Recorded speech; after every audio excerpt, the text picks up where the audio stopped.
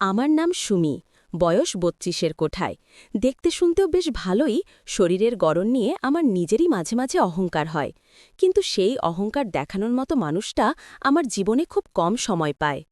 আজ আমি আমার জীবনের এমন এক গোপন অধ্যায় আপনাদের সাথে শেয়ার করতে যাচ্ছি, যা শুনলে হয়তো আপনারা আমাকে চরিত্রহীন বলবেন, আবার কেউ হয়তো আমার একাকিত্বটা বুঝবেন। গল্পটা আমার আর আমার আপন ভাগ্নের সম্পর্কের বেড়াজাল ছিঁড়ে কিভাবে আমরা এক নিষিদ্ধ খেলায় মেতে উঠলাম, সেটাই আজ বলবো। গল্পটি শোনার আগে বন্ধুরা, প্লিজ আমাদের এই চ্যানেলটি সাবস্ক্রাইব করে বেল আইকনটি বাজিয়ে দিন, যাতে আমার মতো আরও গোপন মনের কথা আপনারা শুনতে পারেন। চলুন গল্পে ফিরে যাই। আমার স্বামী রাশেদ সাহেব পেশায় একজন বড় কন্ট্রাক্টর। কাজের চাপে তিনি এতটাই ব্যস্ত থাকেন যে মাসের ২০ দিনই তাকে শহরের বাইরে কাটাতে হয়। আমাদের বিয়ে হয়েছে প্রায় ৭ বছর, কিন্তু কোনো সন্তান হয়নি। ডাক্তার দেখানোর পরেও কোনো ফল মেলেনি। রাশেদ আমাকে ভালোবাসেন না তা বলবো না, কিন্তু সেই ভালোবাসায় শরীরের উষ্ণতা বা মনের খোরাক কোনোটাই ছিল না। তিনি শুধু টাকা দিয়ে সংসার চালানোকেই দায়িত্ব মনে করতেন। বিশাল এই ডুপ্লেক্স বাড়িতে আমি একা। কাজের মেয়েটা সকালে আসে, বিকেলে চলে যায়। নিঃসঙ্গতা যখন আমাকে কুরে কুরে খাচ্ছিল, ঠিক তখনই আমাদের বাড়িতে এসে উঠল রোহান। রোহান হল আমার ননদের ছেলে। ঢাকায় ভালো একটা ভার্সিটিতে MBA করছে।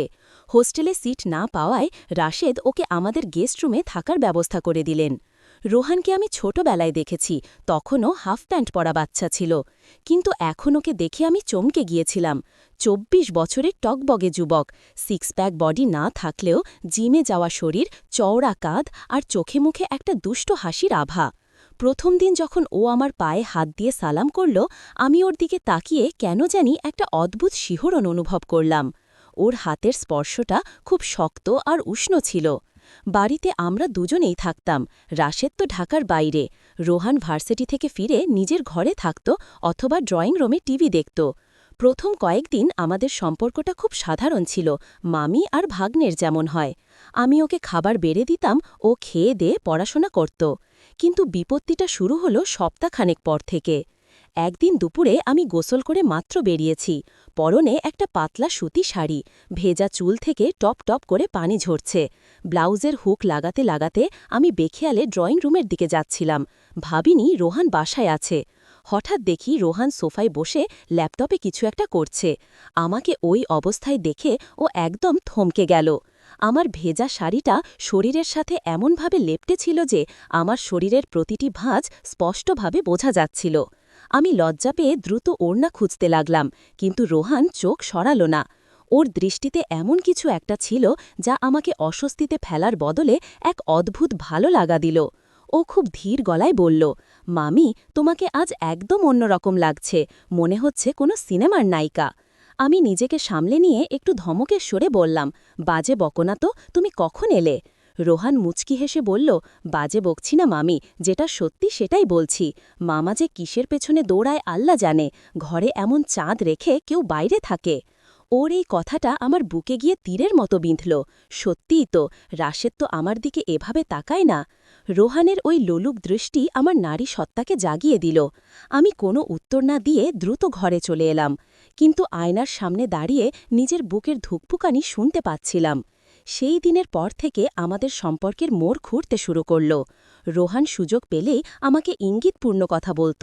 কখনো রান্নার সময় আমার খুব কাছে এসে দাঁড়াত, কখনো টিভি দেখার নাম করে আমার পাশে ঘেঁষে বসত। আমিও যেন অবচেতন মনে ওর এই দুষ্টুমিগুলো উপভোগ করতে শুরু করলাম। বাধা দিতাম না, বরং মনে মনে চাইতাম ও আরও একটু এগোলে কি হয়। একদিন রাত্রে প্রচুর বৃষ্টি হচ্ছিল, লোডশেডিং চলছে, পুরো বাড়ি অন্ধকার। মোমবাতি জ্বালিয়ে আমি ডাইনিং টেবিলে বসেছিলাম। রোহান এসে উল্টো দিকের চেয়ারে বসল। মোমবাতির আলোয় ওর চোখগুলো জ্বলজ্বল করছিল। হঠাৎ রোহান বলল, মামি, তুমি কি সুখী? আমি চমকে উঠলাম, মানে কেন সুখী হব না? ও একটু ঝুঁকে এসে বলল, না মানে, মামা তো তোমাকে সময় দেয় না, তোমার কি একা লাগে না, কারোর আদর পেতে ইচ্ছে করে না? আমি আমতা আমতা করে বললাম, এসব কি ধরনের কথা রোহান, বড়দের ব্যাপারে কথা বলতে নেই। রোহান এবার চেয়ার ছেড়ে উঠে আমার পেছনে এসে দাঁড়াল। আমি অনুভব করলাম আমার ঘাড়ের কাছে ওর গরম নিঃশ্বাস পড়ছে।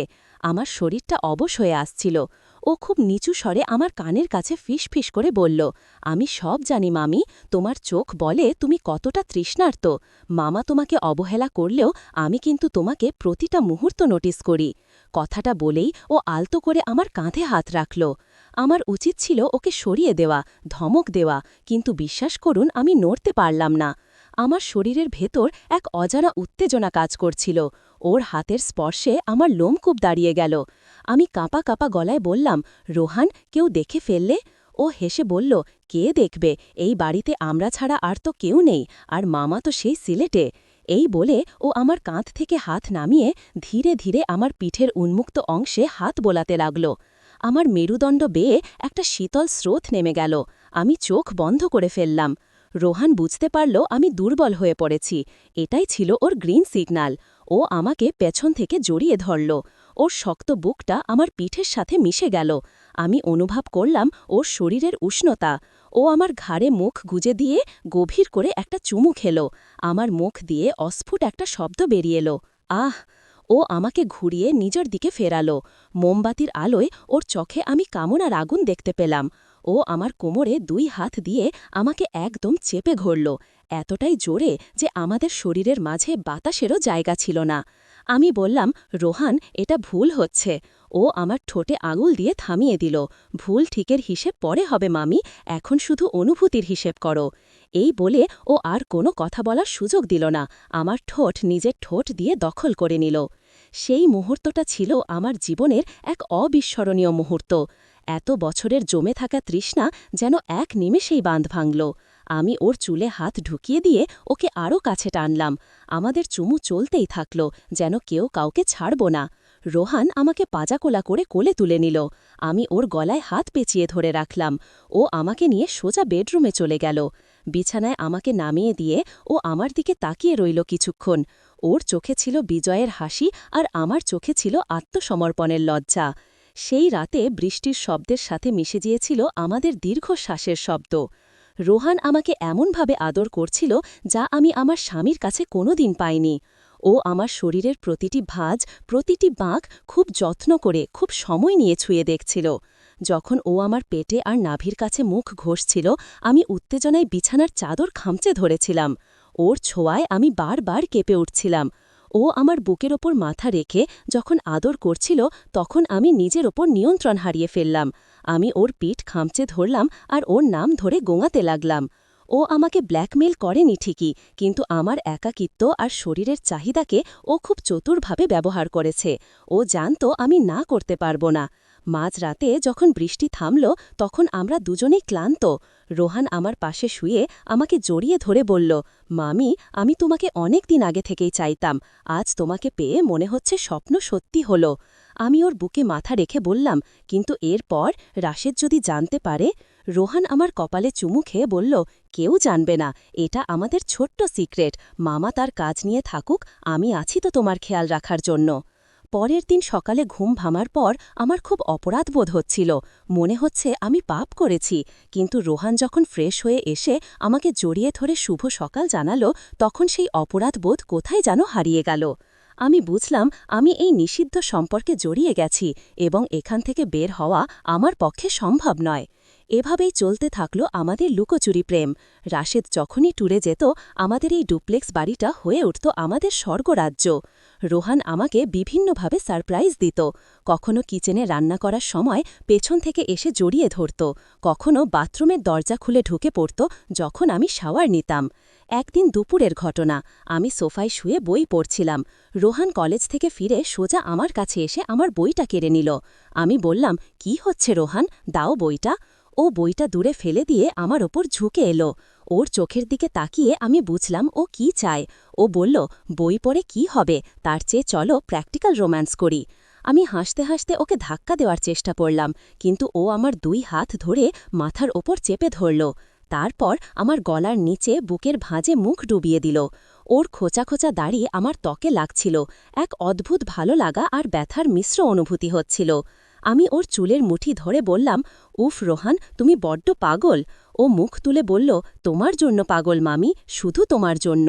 আমাদের এই সম্পর্কটা শুধু শরীরের মধ্যেই সীমাবদ্ধ ছিল না, এক অদ্ভুত মায়ার বন্ধনেও জড়িয়ে গিয়েছিলাম। আমি ওর জন্য পছন্দের খাবার রাঁধতাম, ও আমার জন্য লুকিয়ে শাড়ি বা পারফিউম এনে দিত।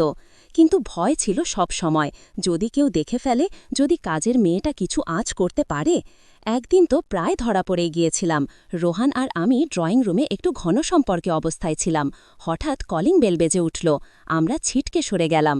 দরজা খুলে দেখি পাশের বাসার ভাবি এসেছেন। আমার বুক তখনও ধড়ফড় করছিল, শাড়ির আঁচল ঠিক ছিল না। ভাবি সন্দেহবাতিক চোখে আমার দিকে তাকিয়েছিলেন, কিন্তু কিছু বললেন না। সেই যাত্রায় বেঁচে গেলাম, কিন্তু এই ভয় আর রোমাঞ্চই আমাদের সম্পর্কটাকে আরও গভীর করে তুলছিল। রোহান আমাকে সবসময় বলতো, মামি, সমাজ কি বলল তাতে কি যায় আসে, আমরা তো কারোর ক্ষতি করছি না, আমরা শুধু একে অপরকে একটু সুখ দিচ্ছি। জানি না এই সম্পর্কের ভবিষ্যৎ কি, জানি না কবে এই গোপন দেওয়াল ভেঙে পড়বে, কিন্তু যতদিন যাচ্ছে রোহানের প্রতি আমার আসক্তি ততই বাড়ছে। ওর ওই স্পর্শ, ওই আদর আর ওর শরীরের গন্ধ আমাকে মাতাল